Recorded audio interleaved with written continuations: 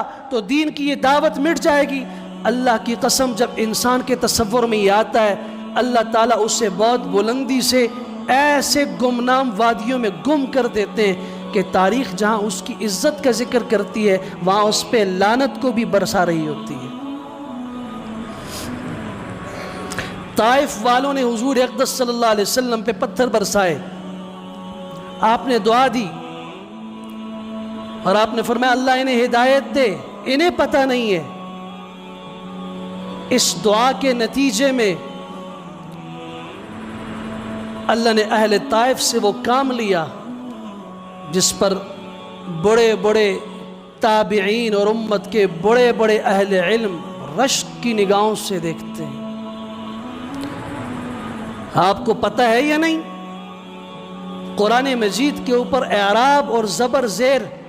جس شخصیت نے لگوائے اسے سفاح کے نام سے، قاتل کے نام سے، ظالم کے نام سے تو تاریخ نے لکھا ہے، اور آپ بھی جانتے ہیں کہ حجاج بن یوسف کیسے تھا، لیکن آپ کو یہ نہیں پتہ قرآن مجید کے اوپر اعراب لگوانے کا حکم دینے والا اور اعراب لگوانے والا یہی حجاج بن یوسف تھا، اور یہ انہی اہل طائف کی نسل میں سے تھا جنہوں نے حضور اقدس صلی اللہ علیہ وسلم پہ پتھر برسائے تھے۔ صرف طائف کا نہیں ہے، بنو ثقیف کا ہے،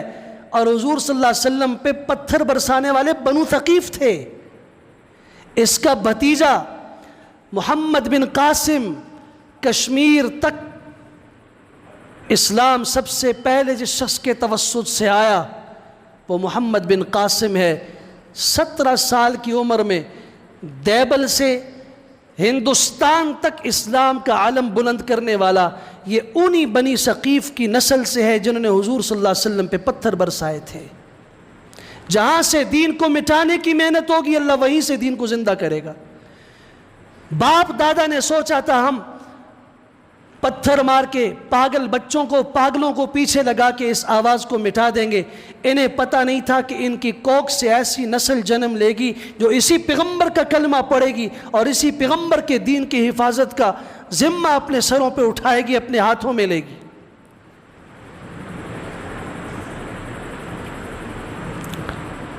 یہ تاریخ ہے۔ 19ویں صدی کے اندر 20ویں صدی میں